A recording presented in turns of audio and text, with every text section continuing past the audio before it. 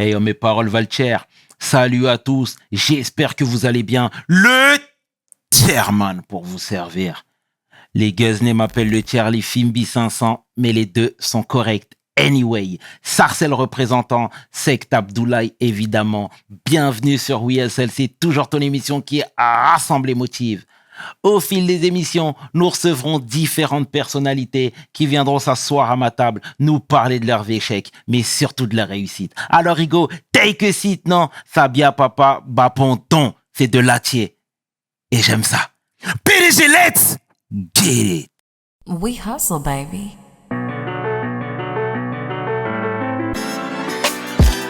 Le chairman. We hustle, baby. Le chairman. We hustle, baby.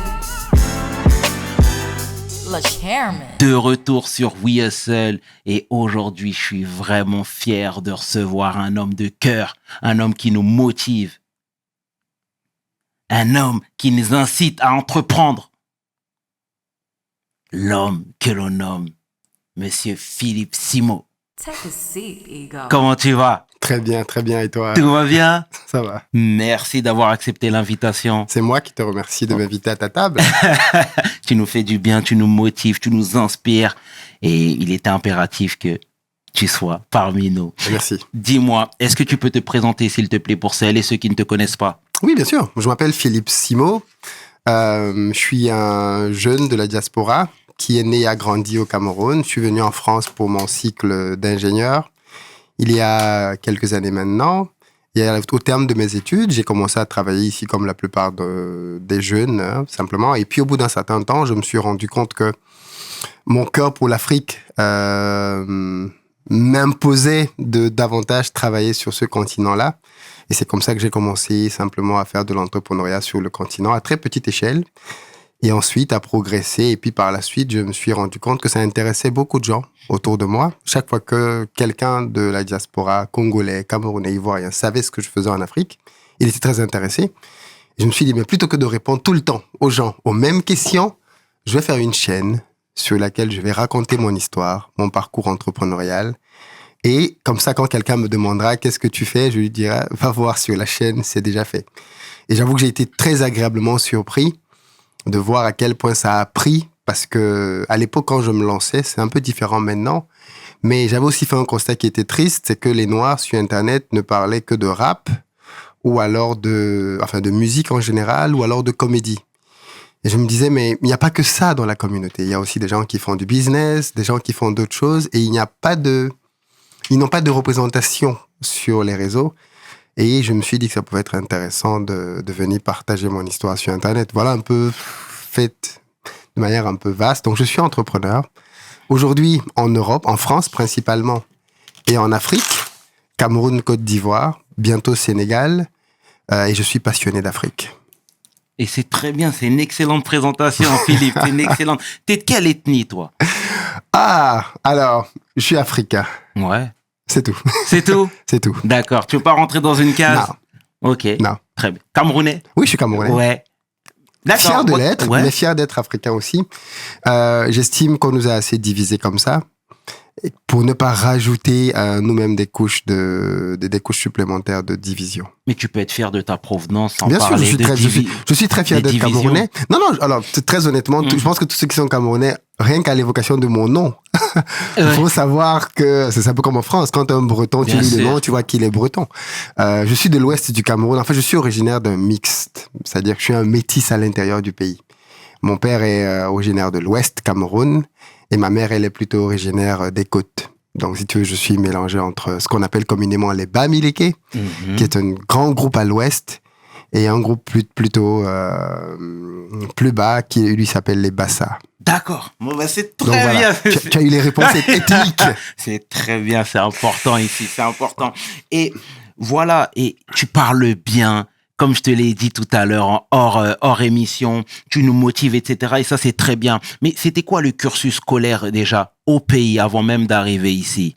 Okay. Toi, t'es issu d'une classe communément appelée les nobles, la noblesse, ou pas forcément? Ah, pas du tout. Moi, au contraire, je suis né dans dans une famille que l'on peut appeler plus que banale. Alors, je ne vais pas dire qu'on était pauvre, parce que ce n'est pas vrai du point de vue africain. On n'était pas une famille pauvre. Mais très clairement, si tu ramènes ça à l'Occident, oui, on est clairement dans une famille plus que basique. Moi, je suis là, alors, entre mon père et ma mère, je suis unique. C'est-à-dire que avec ma mère, je suis le deuxième. J'ai une grande sœur et des petits frères. Et du côté de mon père, je suis l'avant-dernier. Donc, tu vois, je suis positionné comme ça, mais j'ai grandi essentiellement avec ma mère.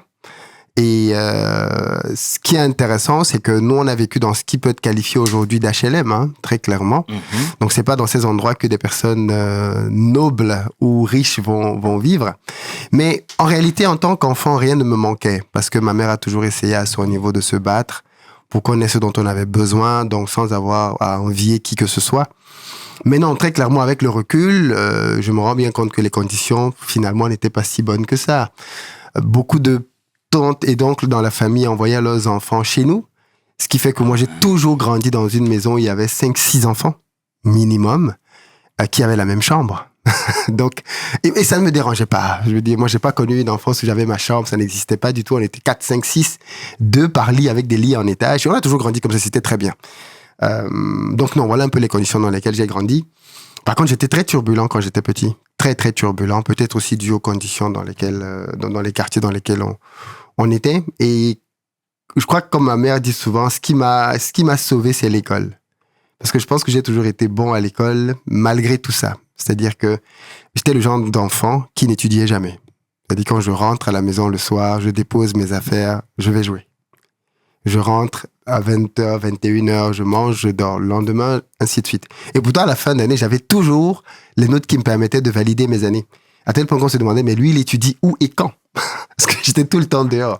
Mais en réalité, je pense que je captais bien à l'école. Et l'école m'a beaucoup sauvé parce que je pense qu'en grandissant et en allant de plus en plus loin dans l'école, je me suis détaché de certaines choses. Parce que justement, l'instruction a ceci de particulier que ça te forge le mental et ça te permet de commencer à aspirer à d'autres choses dans la vie. Quand tu te rends compte que tu as des camarades qui aspirent à aller faire les meilleures écoles, eh ben, tu ne peux plus juste te contenter d'aller jouer aux billes. Tu commences à te dire, eh ben, je peux aussi le faire. Et je crois que l'école a joué ce rôle dans ma vie. Et ça a fait que, au bout d'un certain temps, j'ai décidé que j'allais être ingénieur. Je me suis dit, il faut que je sois ingénieur. Et ça, j'étais encore au pays. Hein. Et c'est très drôle parce que je me rappelle très bien, parce que quand j'ai eu mon bac, je me suis demandé, mais qu'est-ce que je vais faire maintenant de ma vie? Je veux être ingénieur, mais dans quoi? Et à l'époque, j'ai failli être ingénieur naval. Et à l'époque, je devais aller en Russie, pour te dire. Malheureusement, ça s'est pas bien passé. J'ai pas pu déposer mes dossiers à temps. Donc finalement, je ne l'ai pas fait. Mais au final, je suis venu en France pour faire un diplôme d'ingénieur industriel. Mm-hmm. Et pourquoi la Russie? Oh, parce qu'à l'époque, quand j'ai eu mon bac, je t'explique très petite histoire. Mm-hmm. J'ai fait mon bac 3 fois. J'aime bien le rappeler pour que les gens comprennent bien que si un mec qui a fait son bac 3 fois peut aujourd'hui avoir une réussite financière, tout le monde peut y arriver. Je pense pas que je sois exceptionnellement plus intelligent que les autres. Par contre, la première année quand j'ai fait mon bac, ma mère avait un plan qui consistait à m'envoyer en France pour faire mes études après, parce que ma grande sœur était venue en France avant moi. La deuxième année, pareil. Elle a essayé de faire le projet, j'ai raté encore. Et quand j'ai raté la deuxième fois, elle s'est dit, bon, ben c'est mort. Lui, il ne veut plus du tout étudier. Ce qui fait que la troisième année, quand j'ai eu mon bac, il n'y avait aucun projet pour moi. En mode, de toute façon, tu ne veux plus étudier. Et donc, du coup, quand j'ai eu mon bac la troisième année, ben, j'ai commencé à me débrouiller moi-même pour essayer de partir, parce que je partais du principe qu'il n'y a pas d'éducation convenable au pays pour des filières d'ingénieurs. Il faut sortir du pays. Et donc, à ce moment-là, j'ai commencé à me renseigner vers les pays vers lesquels je pouvais aller. C'est comme ça que la Russie est venue comme étant une option, parce qu'à cette époque-là, la Russie prospectait beaucoup pour essayer d'attirer les talents africains dans ces écoles à l'époque. Et c'est très bien. Et est-ce que très tôt, on t'a parlé de l'importance des études? Parce que, tu sais, moi-même, j'ai beaucoup de cousins qui sont sur place, etc.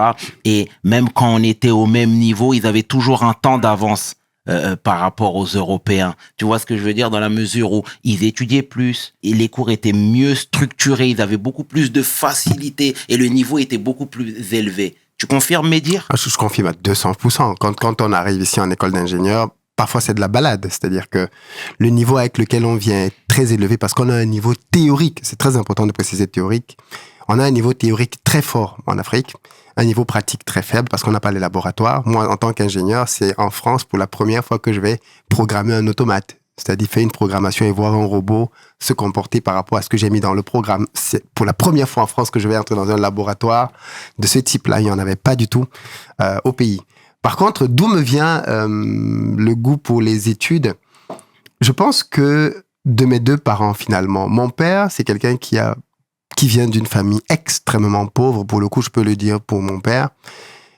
Pour te donner un exemple très simple, à l'âge de 8 ans, mon père ramassait dans les poubelles au Cameroun. Et tu vois, en Afrique, quand tu ramasses dans les poubelles, il n'y a pas plus bas que ça, en fait. C'est-à-dire qu'il y a vraiment un stade où c'est difficile d'être plus pauvre que celui qui... Et encore, c'est un enfant de 8 ans qui ramasse dans les poubelles. Et pour aller plus loin, mon grand-père, c'est un ancien combattant qui s'est battu pour l'armée française. Ok. Avec la campagne générale de Gaulle. Ils étaient venus chercher des gens, parmi lesquels mon grand-père. Jusque comme beaucoup de personnes, mon grand-père est revenu au pays avec les traumatismes de la guerre. Et à l'époque, la France n'a même pas eu la décence de lui payer ses traites. Donc, il était vraiment très, très pauvre pour quelqu'un qui est allé se battre pour l'armée française. Et donc, c'est dans cet état-là qu'il a fait grandir ses enfants, parmi lesquels mon père. Et à l'âge de 8 ans, mon père va prendre conscience de quelque chose de très simple. Il est en train de ramasser dans les poubelles dans un quartier chic, parce que même quand tu ramasses les poubelles, tu vas pas ramasser les poubelles dans les quartiers pauvres. Tu vas là où tu peux trouver des choses intéressantes dans les poubelles. Et pendant qu'il est en train de ramasser dans les poubelles, il y avait en face de lui une maison dans laquelle il voyait à table un papa et ses enfants en train de manger, des enfants de son âge. Et il s'est demandé, mais pourquoi moi je suis ici en train de ramasser dans les poubelles et les autres enfants sont assis à table en train de manger? Il s'est dit, c'est parce que leur père a étudié. Et grâce à ses études, leur père a pu avoir un bon boulot. Mon père a fait des études, un ascenseur social énorme. À 26 ans, mon père était le premier directeur de banque au Cameroun. Comment un mec qui a 8 ans ramassait les poubelles se retrouve à 26 ans? 26 ans, c'est super jeune. Je dis pas qu'il était cadre, il était directeur général de la banque à 26 ans. Il a survolé ses études parce qu'il croyait que les études étaient le moyen par lequel il pouvait donner un avenir à sa famille. Donc quand tu es le fils d'un gars comme ça, on ne rigole pas avec les études. Donc, mon père même pendant les vacances, nous, on faisait des dictées, on lisait Je veux dire, moi, j'ai jamais connu vraiment de vacances comme les autres, on va jouer au foot. Non, pendant les vacances, tu es dans les devoirs, les calculs, les dictées, On en a bavé. À tel point qu'aujourd'hui, quand je regarde les enfants de mon père, on a 2 docteurs dedans, un ingénieur. Bref, mon père a mis la barre très haute au niveau des études. Donc, je pense que ça a beaucoup joué dans le fait que, justement, j'ai toujours considéré que les études, c'était quelque chose de très important parce qu'il y avait ce côté de dire, tu dois étudier. T'as sacrifié ta jeunesse. Je ne dirais pas ça parce que je jouais beaucoup, justement, comme je te disais. Moi, je jouais beaucoup. Au contraire, je suis trop sorti, même. Parfois, je me trouve très vieux par rapport à mon âge. Parce que quand je dis aux gens, mais qu'est-ce que vous allez faire en boîte ou en ceci, c'est que quelque part, j'estime que c'est plus le temps de faire ces choses. Mais quand j'étais très jeune, je sortais beaucoup. Au contraire, je sortais beaucoup. Et bizarrement, ça ne m'empêchait pas d'avoir des notes intéressantes à l'école. T'avais cette facilité. Oui, on va dire ça, oui. Bah, c'est très bien, c'est très bien. Donc, du coup, cursus scolaire réussi au pays de prime abord. Ensuite, t'es arrivé en France. On est en quelle année? 2008, janvier 2008. Que t'es arrivé en France? Ouais. D'accord. T'avais quel âge précisément? J'avais, 22, 23 ans, je pense. 23 ans en 2008? Ouais. Ok, parfait. Donc, t'as continué tes études. T'étais chez qui ici? Comment ça s'est passé? Comment t'as fait le grand saut? Parce que je suppose que il y a une affaire de visa dans l'histoire. Oh, forcément. Et je suppose que ce n'est pas facile parce que des diplômés au Cameroun, il y en a plusieurs. Donc, moi, je veux tout savoir, le process. Pourquoi la France? Moi, pareil.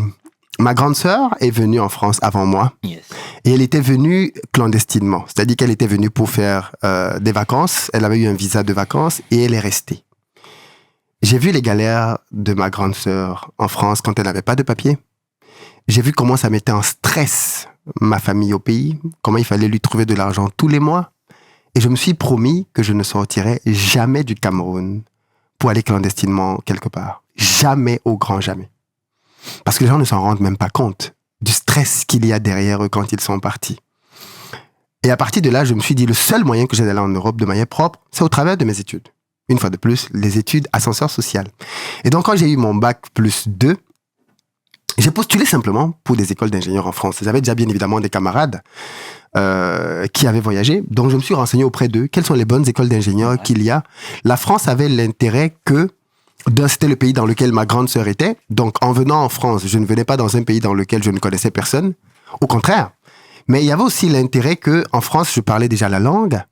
Et le coût des études, parce qu'il faut bien le dire, quand on sort du pays, on a 3 possibilités. Soit on reste dans l'univers francophone, et donc on a France ou Canada, soit on va dans l'univers anglophone. L'univers anglophone, les études coûtent extrêmement cher.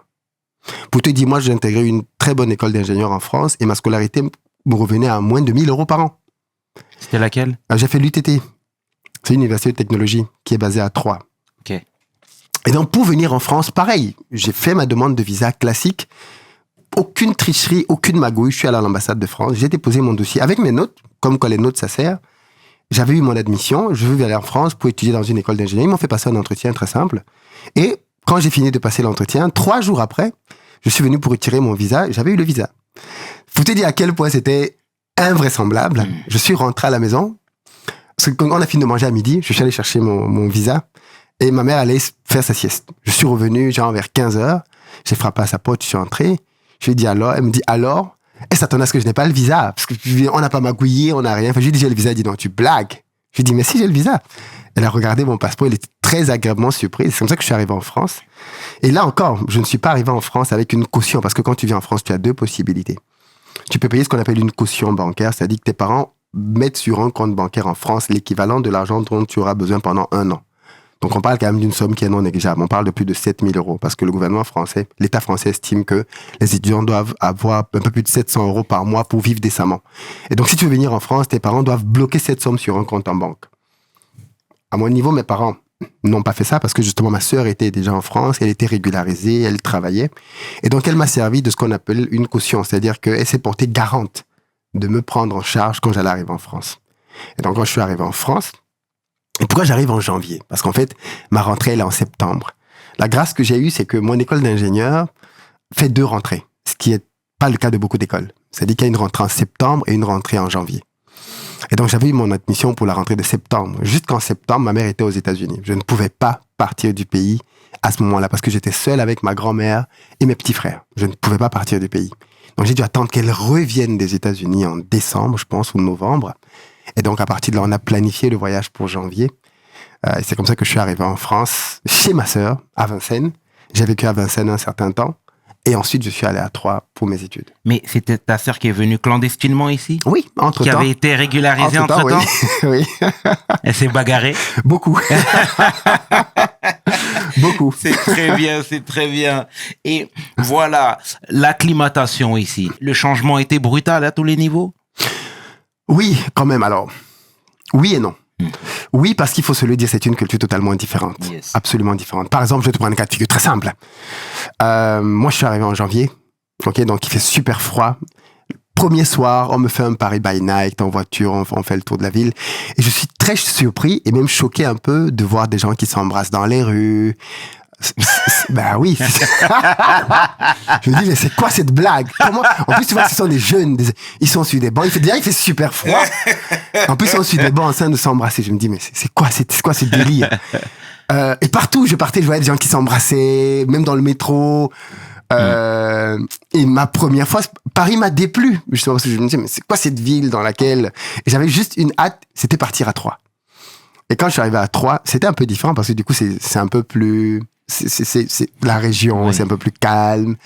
Et l'intérêt, c'est que moi, dans mon école d'ingénieur, il y avait quand même un bataillon de Camerounais qui étaient venus là avant moi. Et ça m'a facilité énormément les choses. Parce que du coup, ils étaient déjà là avant moi. Ils connaissaient tous les repères. Où je pouvais acheter à manger, où je pouvais me retrouver pour jouer au foot avec eux, où est-ce qu'on se retrouvait les samedis peut-être pour discuter. Donc, j'ai très vite retrouvé une ambiance un peu africaine à l'école d'ingénieur. Mais aussi panafricaine, ce que je ne connaissais pas, parce que quand tu vis en Afrique, tu vis dans ton pays. Or, en école d'ingénieur, tu vas rencontrer des Sénégalais, des Marocains, des Chinois, et qui vont être dans tes groupes d'études. Et donc, ça t'ouvre tout de suite au monde, et tu commences à voir plein de préjugés tomber. Parce que quand tu es au Cameroun, tu imagines que le Français est comme ça, que le Marocain est comme ça, que le Chinois est comme ça. Par exemple, un exemple tout simple, moi, en arrivant, c'est bizarre, mais tout petit, j'ai grandi en voyant les films de Bruce Lee. Et j'ai toujours pensé que tous les Chinois étaient forts. Mhm. Quand je suis arrivé en école d'ingénieur, tu vois, j'ai plus de 20 ans. J'ai vu pour la première fois de ma vie des Chinois obèses. Je me suis dit, mais c'est pas des vrais Chinois. Comment ils sont obèses? Moi, dans ma tête, le Chinois, c'était skinny, Ok. super fort en art martial. Et donc, voilà, c'est des petites blagues comme ça, mais vraiment qui m'ont permis de voir le monde différemment. Sur des petits détails, mais après, sur des choses un peu plus importantes. C'est très bien, Philippe, c'est très bien. Mais c'est normal, tu sortais de ton cocon. Complètement. Donc forcément, tu voyais d'autres profils. Mais c'est très bien. Et voilà, encore une fois, tu t'acclimatais bien. Tu te faisais des connexions. Tes études avançaient. Tu es devenu diplômé par la suite. Ouais. Combien de temps après? 2 ans et demi après. Parfait. Donc, tu étais officiellement ingénieur? 2010, ouais. Parfait. Fin 2010. Donc, comment ça s'est passé après? Toi, dans ta tête, tu projetais de travailler ici directement? C'était ça le goal ultime? Parce Non. que quand tu quittes, tu sais, il y en a plein qui, en partant d'Afrique, se disent, je vais faire mes études en Europe, mais ils sont face à la réalité. À savoir, il y a plus de, bon, du moins, c'est les barrières qui se mettent de prime abord en se disant que il y a plus d'opportunités en France et au bled, ça va être un petit peu plus étriqué. Toi, c'était quoi ton feeling du moment? Moi, quand je suis arrivé en France, je suis venu avec la ferme conviction que j'allais rentrer en Afrique, créer du business. D'ailleurs, le jour de mon entretien à l'ambassade de France, ils m'ont posé une question qui est en fait c'est une question piège. Ils te demandent, quand tu vas finir tes études, qu'est-ce que tu vas faire? Tu peux dire, ouais, je vais trouver une femme, je vais me marier, je vais rester en France. Refus de visa. J'avais dit, je me rappelle toujours, j'avais dit, moi, à la fin de mes études, je vais rentrer au Cameroun pour créer des entreprises. Et je pense que cette réponse-là m'a sauvé parce qu'on m'avait donné le visa. Mais c'était pas qu'une réponse pour avoir le visa. C'est vraiment que c'est ce que je pensais. Par contre, comme tu le dis, la réalité m'a rattrapé. C'est que quand j'ai eu mon diplôme et que j'ai commencé à travailler, parce que quand tu as ton diplôme, tu te dis, mais il me faut quand même un peu d'expérience. Je vais pas, avec un diplôme, juste aller créer du business. Il me faut de l'expérience. Tu commences donc à travailler, mais tu veux de l'expérience jusqu'à quand? 1 an, 2 ans, 3 ans. Et puis tu commences à avoir le confort du salaire qui augmente de plus en plus. Et tes projets pour l'Afrique commencent à diminuer parce qu'au fond, tu commences à te dire, comme tout bon diasporien, oui, mais en plus là-bas, il n'y a pas ça, il n'y a pas ci, et les politiques font ci, il y a la corruption. Tu commences à trouver des prétextes pour justifier que tu ne tiennes plus le cap de ton projet initial. Et donc, c'est ce qui m'est simplement arrivé. J'ai commencé à remettre de plus en plus loin l'idée de rentrer en Afrique jusqu'au jour où je suis rentré pour des vacances et j'ai vu l'impact que je pouvais avoir sur place avec très peu d'argent. Avec 100 €, je pouvais donner du travail à quelqu'un. Et ce travail-là permettait de prendre en charge ses enfants derrière. Et je me suis rendu compte qu'en fait, il fallait pas beaucoup pour faire des changements sur place. Et à partir de là, la graine a été semée. Ah, c'est magnifique tout ça, c'est magnifique. Et le premier comeback en Afrique était quand? Oh, juste après mon diplôme d'ingénieur. Je ne suis pas reparti pendant les études. Ok, très bien. Et voilà, tu as commencé encore une fois à travailler là-bas, mais est-ce que là, tu étais respecté à ta juste valeur parce que tu avais cette expertise-là? Non, parce que déjà, je ne cherchais pas de travail. C'est-à-dire, quand je suis allé, c'était pour des vacances. Okay. Donc, je n'ai pas du tout été confronté au milieu du travail en termes de recherche ou de quoi que ce soit. Aujourd'hui, j'ai un avis différent dessus parce que ça fait quand même quelques années maintenant. Mais non, à l'époque, je venais juste en vacances, voir la famille. Ça faisait quand même 3 ans que j'étais parti. Et puis, j'avais ramené un diplôme. Parce que je me rappelle quand je partais de la maison, ma mère m'avait dit, tu ne reviens pas ici sans diplôme. Donc, du coup, je suis parti comme en mission. Justement, j'ai étudié à fond. J'ai terminé mes études. Et quand j'ai terminé, d'ailleurs, j'ai terminé en 2 ans et demi et pas en 3 ans parce que le cursus dure 3 ans. Mais j'ai terminé en 2 ans et demi. Tellement je suis allé vite pour valider toutes mes matières, faire mes stages et ensuite revenir présenter le trophée. C'est bon, j'avais mon diplôme. Mais en fait, c'est avec le recul que je me rends compte qu'un diplôme, c'est pas grand chose en fait. Un diplôme, ça ne t'ouvre pas beaucoup de portes, si ce n'est pour bosser dans une boîte. Et c'est comme ça que je suis revenu en France. Et comme tout le monde, finalement, j'ai commencé à travailler dans une entreprise. J'ai commencé à prendre de l'expérience, à épargner de l'argent parce que je suis très économe, à mettre de l'argent de côté, en me disant que cet argent allait me servir plus tard pour développer mes futurs business. Et quand j'ai commencé à avoir ce déclic en Afrique, à partir de là, j'ai commencé donc à me dire, OK, qu'est-ce que je peux faire concrètement en Afrique? Et j'ai commencé avec un truc très basique, de l'achat de terrain. C'est la base. J'achète des terrains, parce que pour le coup, pour acheter un terrain, il te faut du cash. Alors, bien évidemment, je me suis fait arnaquer. T'étais dans une grande ville? Douala. Douala même? Ok. Douala. Moi, je suis un gars de Douala. J'ai grandi à Douala. Et à partir de là, donc, j'ai commencé à investir pour acheter des terrains. Et tu viens de soulever un bon point en parlant d'arnaque. Parce que, encore une fois, ici, il y a énormément de personnes qui souhaitent investir au bled. Certains l'ont déjà fait et beaucoup ont été victimes d'arnaques. Pourquoi? Parce qu'ils ne sont pas présents physiquement et que pour les gens du bled, c'est finalement une aubaine, à savoir des gens venus d'Europe envoient constamment des virements, des chèques et ils se disent qu'ils viendront pas voir le travail fini. Qu'est-ce que toi, tu pourrais nous dire face à ça? Parce que même à travers tes vidéos, on y reviendra plus tard, mais je vois qu'aujourd'hui, tu n'hésites pas à mettre en avant et à dénoncer les failles et les voleurs, parce qu'il y en a beaucoup. Bien sûr. Alors, premier point que je veux préciser, les voleurs, il y en a partout.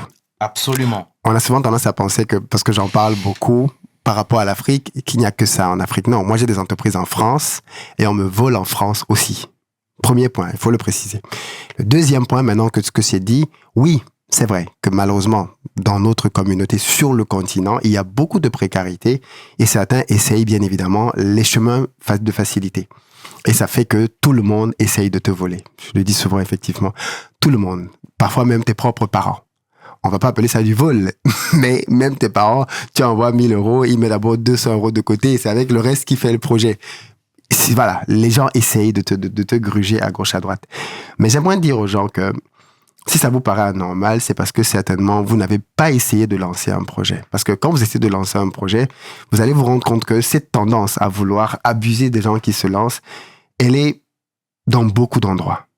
Alors la particularité chez nous en Afrique, c'est que la plupart des personnes qui essayent souvent d'entreprendre en Afrique commettent un certain nombre d'erreurs qui sont malheureusement évitables. Par exemple, je te prends un cas de figure très simple.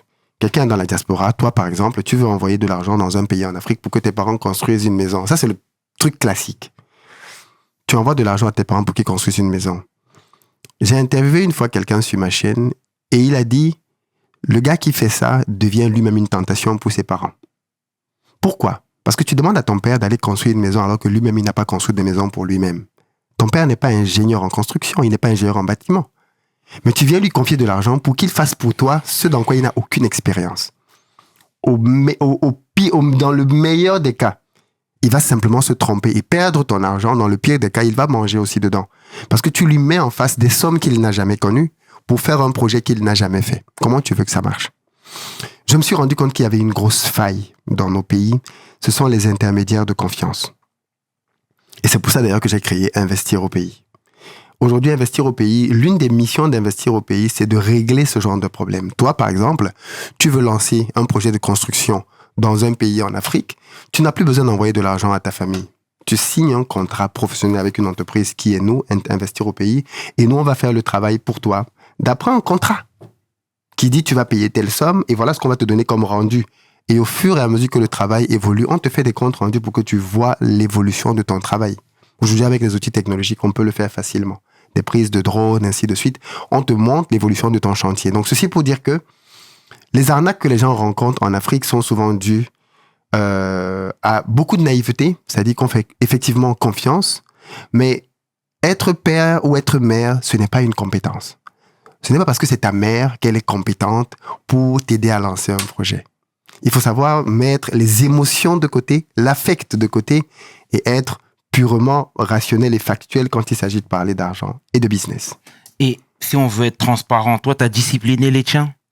Alors, Parce oui. que tu sais encore une fois, et c'est très juste, et là on est dans le factuel, hein, mais en parlant comme ça en toute transparence à ta famille, ça peut créer des clashs. Mais bien sûr. Ça peut créer des scissions. C'est pour ça que je dis toujours, il faut se connaître et il faut connaître sa position dans la famille. Ouais. Chacun de nous se connaît. Et il faut être honnête avec ça.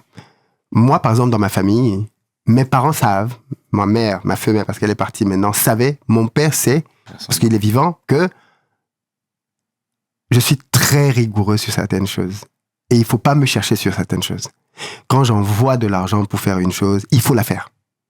Si tu ne la fais pas, même si tu es mon père ou ma mère, on va avoir des problèmes. Donc, mais je sais que tous les enfants ne sont pas comme ça.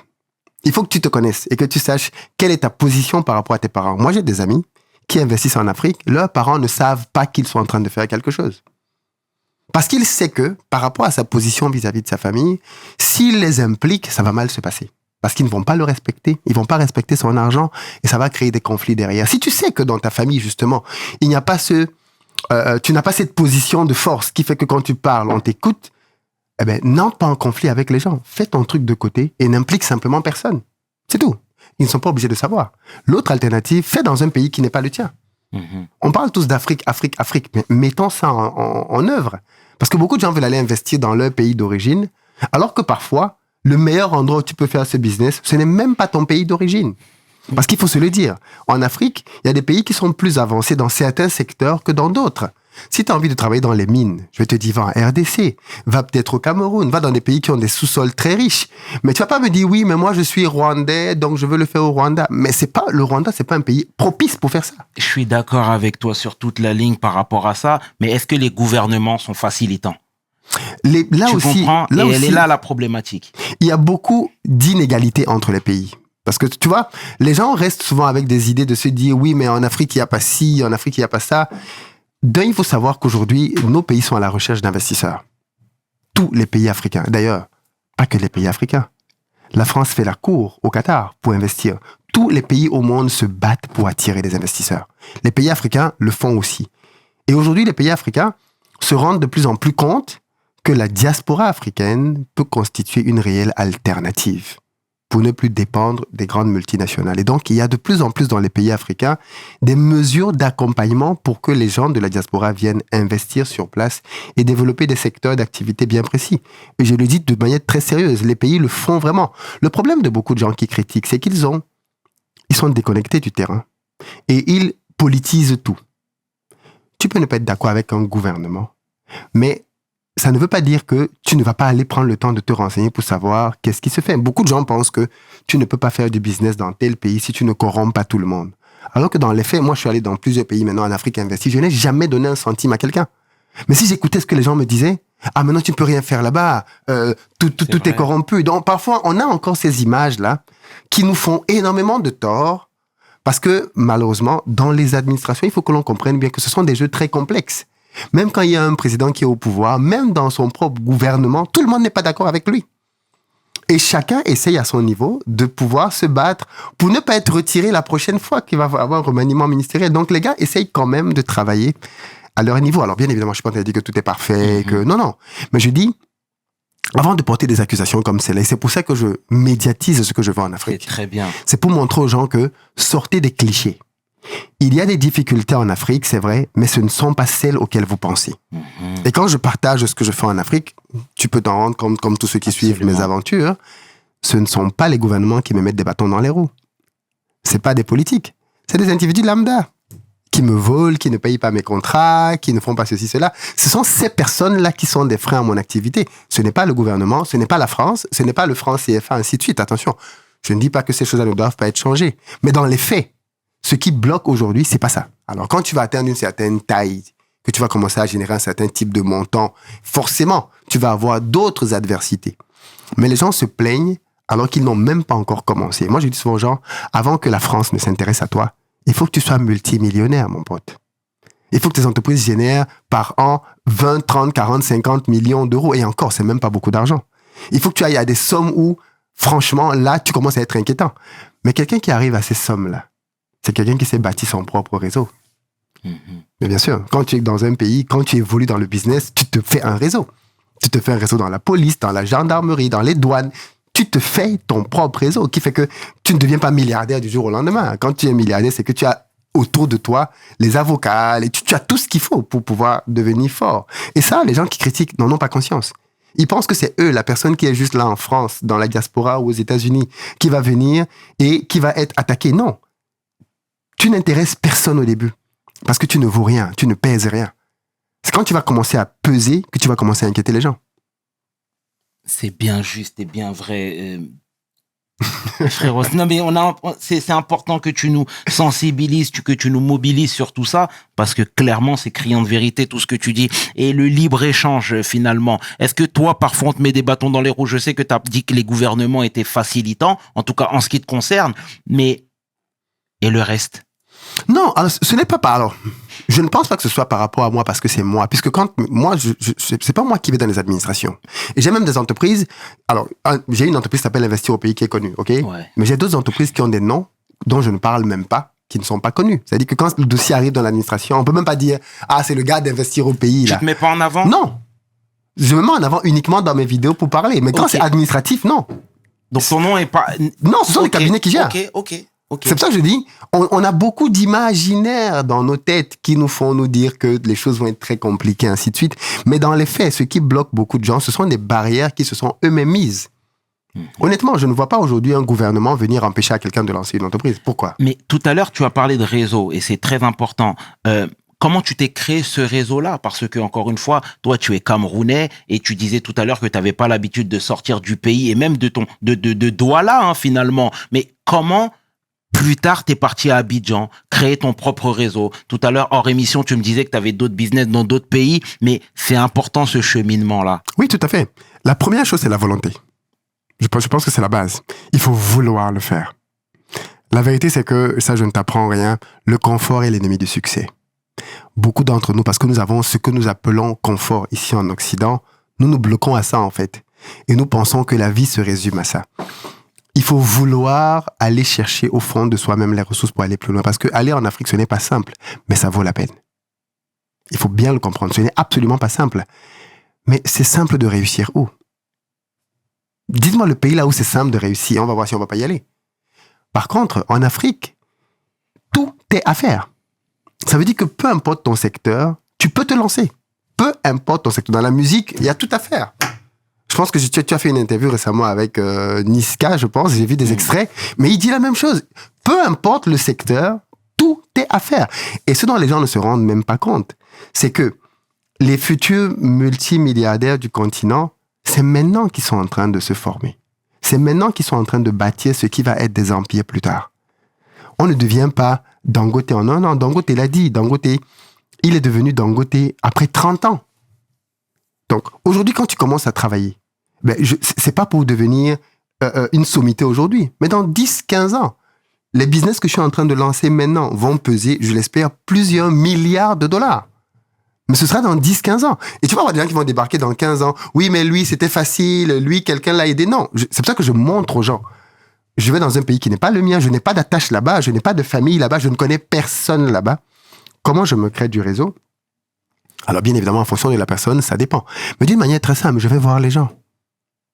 J'arrive dans un pays, je vais me présenter au poste de police le plus proche de mon entreprise, parce que si j'ai un problème, c'est ce poste de police-là qui va intervenir. Bonjour, je m'appelle Monsieur Tel, je viens de créer une entreprise, je suis situé dans votre giron, voilà ma carte de visite. Le commissaire te donne sa carte de visite, il te dit si tu as un problème, et il va même te le dire. J'apprécie cette démarche, parce que la plupart du temps, ce que les entrepreneurs font, c'est que c'est quand ils ont un problème qu'ils viennent nous voir. J'apprécie que tu viennes te présenter, que tu anticipes et que tu nous fasses savoir qui tu es. Après, tu vas voir le gendarme. Après, tu vas voir... Il faut aller voir les gens et ne pas écouter ce qu'on te dit. Voilà, je viens de créer une entreprise, voilà ce que je veux faire. Et lui-même, il va parfois te donner des idées. Ah, mais tu sais quoi? Je connais tel autre qui est en train de faire ça. Il faut que vous soyez en relation. C'est comme ça que les connexions se font. Et tu te retrouves à être invité à des endroits où tu te dis, mais waouh, comment j'ai fait pour atterrir ici avec des ministres, avec de ceci, cela? Mais simplement parce que tu es allé voir les gens. C'est très bien. Aujourd'hui, tu représentes quelque chose sur l'échiquier, clairement. Les rapports ont changé? Alors oui, il faut être honnête, quand les gens me reconnaissent, ça facilite beaucoup de choses. Ça, c'est vrai. Ou alors ça rend les choses difficiles aussi, parce qu'il y a des gens, bien évidemment, qui n'aiment pas du tout ce que je fais.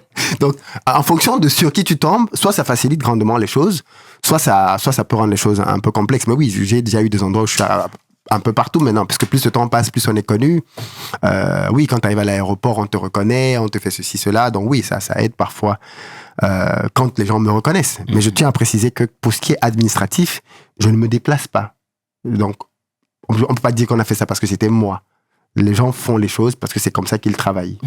Aussi simplement que ça. Et honnêtement, si on veut rentrer dans le vif du sujet, hein, en termes de revenus aujourd'hui, parce que les gens ont besoin de factuels.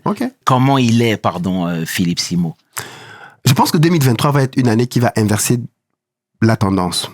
En 2023, mes entreprises en Afrique, je pense 3 d'entre elles vont me rapporter plus que mes entreprises en France. 2023, donc demain. C'est pour te dire le potentiel qu'il y a. Et ce sont des entreprises qui ont été créées en 2022. Donc tu vois, ce type de croissance-là, et c'est ça qui est génial en Afrique, c'est que Et je suis dans des secteurs très classiques. Hein. Moi, je suis dans les besoins primaires. Je suis dans la construction. Il faut dormir quelque part. Donc, je construis des maisons. Les premières vont être en vente très prochainement. Je suis dans l'alimentation, l'agrobusiness. Je fais de l'agriculture. Hein. Et puis, je suis dans le transport. Donc, manger, dormir, se déplacer. D'accord. Et en termes de chiffres? Oh, en termes de chiffres, on est dans 3 logiques totalement différentes. L'entreprise de transport, elle vient d'ouvrir, comme je disais. Aujourd'hui, sur l'entreprise de transport, on fait à peu près 1 000 € jour. Ce qui est pas mal pour une entreprise qui vient d'ouvrir. Si tu prends 1 000 € jour, tu fais fois le nombre de jours. On travaille tous les jours du lundi au lundi. Du lundi au lundi. Donc, c'est pas mal. Mais le but pour nous, justement, c'est de pouvoir, sur cette entreprise-là, scaler en 2023. Parce que là, aujourd'hui, on a une 30aine de voitures et on fait déjà ce chiffre-là. Le but pour nous, c'est de scaler pour avoir d'ici 5 ans 1 000 véhicules. L'idée pour moi avec cette entreprise-là, c'est de pouvoir générer par jour 30 000 € d'ici 5 ans. Et là, on va être sur des sommes assez intéressantes. Pour l'entreprise d'agriculture qui, elle est un peu plus ancienne, parce que du coup, celle-là, c'est celle que j'ai au Cameroun. On est sur un projet qui commence quand même déjà à dater. C'est un business model qui est différent. C'est-à-dire que nous, on a voulu faire de la ferme à l'assiette. C'est-à-dire quoi? De la ferme à l'assiette, c'est un concept dans lequel on cultive nous-mêmes ce que l'on nourrit, ce que l'on donne aux gens. C'est-à-dire c'est un fast-food, mais avec le côté healthy. C'est-à-dire les gens mangent de la bonne nourriture. Et là aussi, on est sur des chiffres aujourd'hui entre 500 et 700 € jour. Mais c'est très bien, c'est très bien. Et pourquoi je te lance sur ça, c'est parce que, encore une fois, les gens ont besoin de se projeter, de voir même en termes de chiffres. Donc, même si pour toi, c'est un peu gênant, je m'excuse d'avance, non. Sache que ça va servir à beaucoup de personnes. Non, mais je le dis parce que, pour que les gens se rendent bien compte qu'on fait beaucoup d'argent en Afrique. Mais c'est toujours la même chose. Il faut bien que les gens comprennent que le gain est proportionnel à l'investissement. Ouais. C'est-à-dire, tu vas pas mettre 1 000 € et espérer gagner 1 000 € par jour. J'ai aussi investi des sommes conséquentes pour avoir aujourd'hui ce type de rentabilité-là. Mais la bonne nouvelle, c'est que tu n'es pas obligé de commencer avec ce niveau-là. Tu peux commencer, tout le monde n'est pas obligé de gagner 1 000 € jour. Je dis, voilà, moi, je gagne 1 000 € jour parce que j'ai fait un investissement et je sais où je veux aller avec ça. D'autres peuvent très bien se dire, moi, avec, 200 € jour, ça fait déjà 6 000 € mois, je suis très bien. Parce que t'as pas besoin d'autant d'argent, et ça, c'est ce qui est bien aussi, c'est que t'as pas besoin d'autant d'argent pour bien vivre en Afrique, hein. Pas besoin. Avec 500 € par mois, tu as un appartement dans un bon quartier qui est très bien situé, à 2-3 chambres, voilà. Donc, le coût de vie aussi est plus bas qu'en France, et ça, il faut mettre ça, bien évidemment, en perspective. Bien sûr, bien sûr. Et aujourd'hui, voilà, Dieu merci, tout se passe relativement bien pour toi. Mais est-ce que tu comptes t'investir même socialement? Tu vois, par exemple, on a un Sadio Mané qui ouvre des hôpitaux au pays, on sait qu'il fait beaucoup même à Bambali, dans son village natal. Est-ce que toi, c'est des projets qui te viennent à l'esprit? Pourquoi? Parce que, encore une fois, là, tu es une manne financière qui te permet d'agir à plus grande échelle déjà.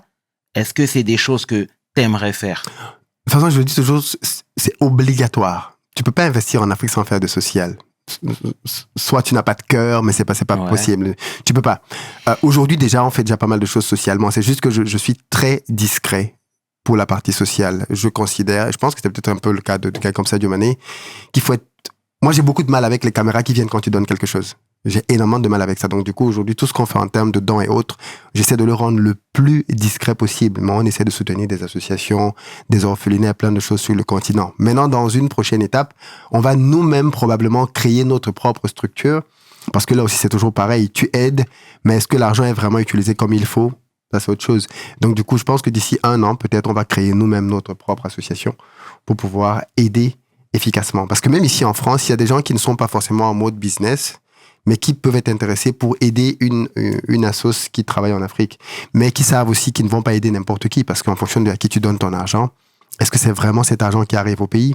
Donc, on veut aussi venir pour être une association, mais sinon, à titre personnel, oui, on fait déjà des choses, mais très discrètes. Je n'en parle pas. Si je peux me permettre de te reprendre, c'est que, tu vois, moi, je pense que c'est bien parfois de montrer ses actions parce que ça va encourager d'autres personnes à faire la même chose, peut-être même mieux. Tu vois ce que je veux dire? Il faut pas minimiser ses actions, je pense. Non, c'est pas dans le sens de minimiser. Oui. C'est pas de la vantardise. Tu comprends ce que je suis en train de te dire? Ce n'est pas de la vantardise, c'est juste que là, tu vas pousser certaines personnes peut-être à se dépasser, à faire mieux. Je comprends. Il y a une logique derrière. Hein. Juste que, comme je te disais, je préfère être très discret parce que j'estime que, alors moi, ça fait partie de l'éducation. Quand tu aides quelqu'un, il faut toujours lui préserver sa dignité. Toujours. Et je pense que, quelque part, quand on dit Sadio Mané a fait une école dans son village, c'est très bien. Mais c'est très différent des gens qui viennent sur les réseaux, par exemple. On montre comment il a des sacs de riz et il est en train de donner des sacs de riz à des personnes identifiables. Alors, chacun fait comme il veut, tu vois. Mais moi, j'estime que quand tu fais ça, une partie de la dignité quand même de la personne part. Donc, je n'ai aucun problème pour te dire, comme j'ai dit, effectivement, que je fais des actions, effectivement. Mais j'aurais du mal à venir filmer comme je peux filmer mes business pour montrer que, regardez, aujourd'hui, on est venu pour aider tel nombre d'enfants, on est venu pour donner tel nombre de choses. Je préfère que ça reste absolument discret parce que j'estime que il faut préserver la dignité de ces gens-là. Oui, mais après, on va conclure, c'est un long débat. Mais si l'intention est bonne... Oui, je suis d'accord. Non, mais c'est pour ça que je dis, je comprends que certaines personnes le fassent. Exact. Je comprends que certaines personnes le fassent. Ah, bon, bah, c'est très bien. Et tu vois, là, en ce moment, tu es sur Paris. Encore une fois, on voit des actions coup de poing où tu es en train de parler même à bâton rompu, où tu es en train de mobiliser comme tu sais bien le faire et tout. Dernièrement, tu étais à Château-Rouge. C'est important de le dire.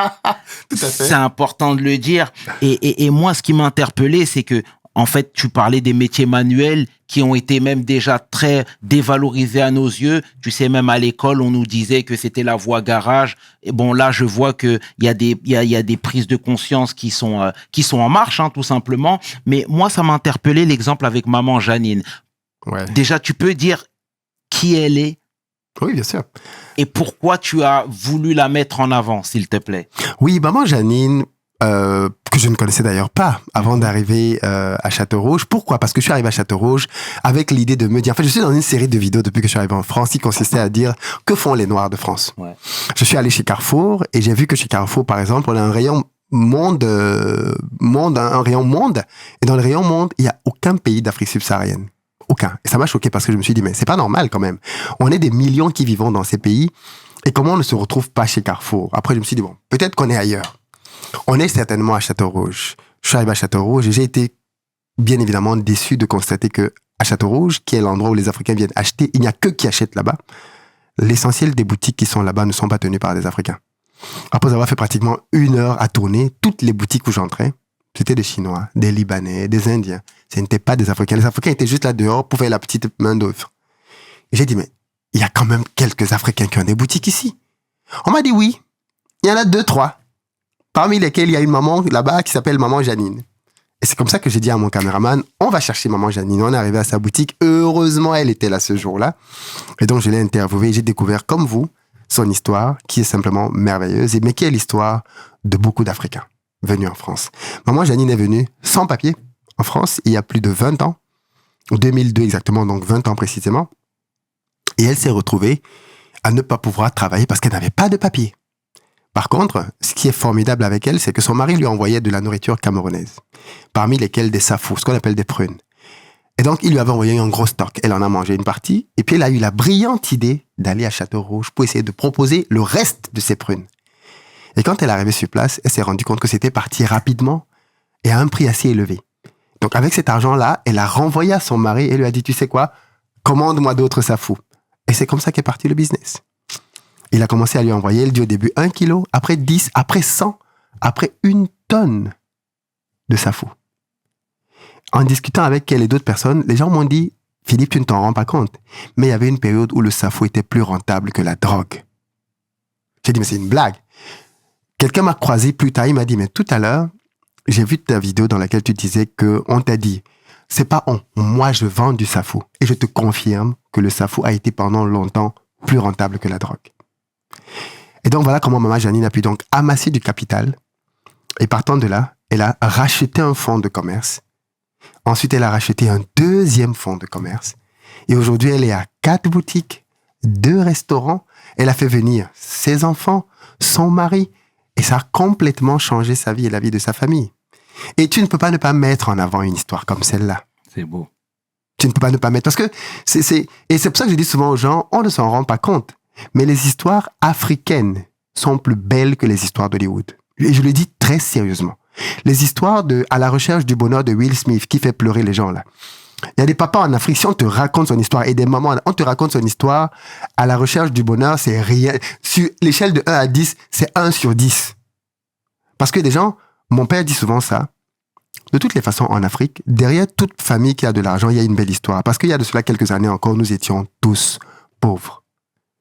Donc si des gens sont devenus riches dans nos pays, ce que tu le sais peut-être pas, mais l'Afrique est le continent qui possède le plus de multimilliardaires analphabètes. Comment quelqu'un qui ne sait pas lire est multimilliardaire? C'est forcément une histoire magnifique. Mais l'Afrique en a des centaines comme ça par pays. Des personnes qui ne savent même pas lire, mais qui sont multimillionnaires en euros. Comment ils ont fait ça? Et quand tu vas donc te rapprocher c'est pour ça que moi j'aime faire les interviews. Parce que quand tu vas faire des interviews des gens comme Maman Janine, tu découvres des histoires qui te rendent humble. Bien. Parce que tu te dis, mais en fait, vu ce que cette maman a pu faire, dans les conditions dans lesquelles elle a été, on n'a pas d'excuses, mec. On n'a pas d'excuses. On doit aller plus loin, plus haut, plus fort. Ben, c'est très bien. Et merci d'avoir mis son témoignage en avant, clairement, parce que c'était vraiment poignant et criant de vérité, tout ça. Et ce sera ma dernière question. T'es papa aujourd'hui? Oui, 2 garçons. Félicitations. Félicitations. Merci. Et comment tu vois leur futur? C'est important que tu nous le dises.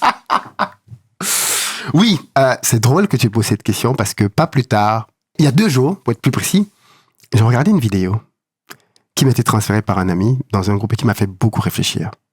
La vidéo expliquait que parlait des familles riches françaises. Et la vidéo expliquait que l'un des plus gros problèmes que les familles riches françaises ont, c'est le problème de la transmission de l'héritage. Et la vidéo donnait des exemples de plusieurs grandes familles riches. Bernard Arnault, LVMH, ainsi de suite. Et on expliquait comment chacune de ces familles a travaillé pour pouvoir s'assurer de pérenniser la richesse que la famille avait acquise. On est arrivé jusqu'à un qui lui a décidé qu'il n'allait rien laisser à personne. Oh. Dès qu'il va mourir, on va tout vendre. Il ne veut pas d'héritier. Dès que quelqu'un essaie de se débarquer, il coupe sa tête. Allez, on te renvoie. Et ça m'a fait davantage réfléchir sur le fait de me dire, mais en fait, c'est dès maintenant, en fait, qu'il faut commencer à préparer tes enfants à reprendre ce que tu vas bâtir derrière. Parce que l'un des problèmes qu'on a dans notre communauté, c'est que la plupart de nos multimilliardaires ne préparent pas leurs enfants à prendre la relève derrière. Or, quand tu prends un truc comme Mercedes, c'est des entreprises qui ont été... On ne bâtit pas une grande fortune en une génération. C'est multigénérationnel. La première génération a créé la richesse, la deuxième l'a développée, la troisième a explosé, la quatrième, ainsi de suite, ainsi de suite, ainsi de suite. Et c'est un gros challenge. J'ai même par exemple découvert dans cette émission qu'il y a une famille en France dont je tairai le nom, qui a aujourd'hui plus de 1000 héritiers et qui ont tout codifié, à tel point qu'ils disent que si tu épouses un des enfants de la famille, les règles, tout est écrit. Tu as droit à l'héritage. Vous divorcez, tu n'as plus rien. Ça te dit à quel point ils ont tout pensé pour la transmission. Et je me suis dit, c'est mon rôle en tant que père de m'assurer que mes enfants vont avoir les outils pour aller beaucoup, beaucoup plus loin que leur père. Et donc, je suis très, très, très présent pour essayer, à mon niveau, de donner à mes enfants la meilleure éducation possible parce que je pense que la réussite, c'est 2 choses. C'est la tête, mais c'est aussi le cœur. Et ce sera le mot de la fin, Philippe. Ce sera le mot de la fin. En tout cas, 1000 merci encore une fois pour ce témoignage, d'avoir parlé à cœur ouvert. C'est pas une interview ici. C'est une discussion, exactement. Merci à toi, mon Merci frère. à toi de m'avoir invité. Et puis, merci aussi de m'avoir permis de parler des choses dont je ne parle quasiment jamais. Parce que la plupart du temps, je parle de business. Et c'est vrai qu'ici, on a parlé de mon histoire et finalement de la philosophie qui me... C'est important. C'est très important. C'est important. Merci à toi, mon frère. C'était le tiers qui est S500. Tu peux inverser, les 2 sont corrects avec l'homme que l'on nomme Philippe Simo pour We Hustle. Mes paroles valent tiers. Peace. We hustle, baby.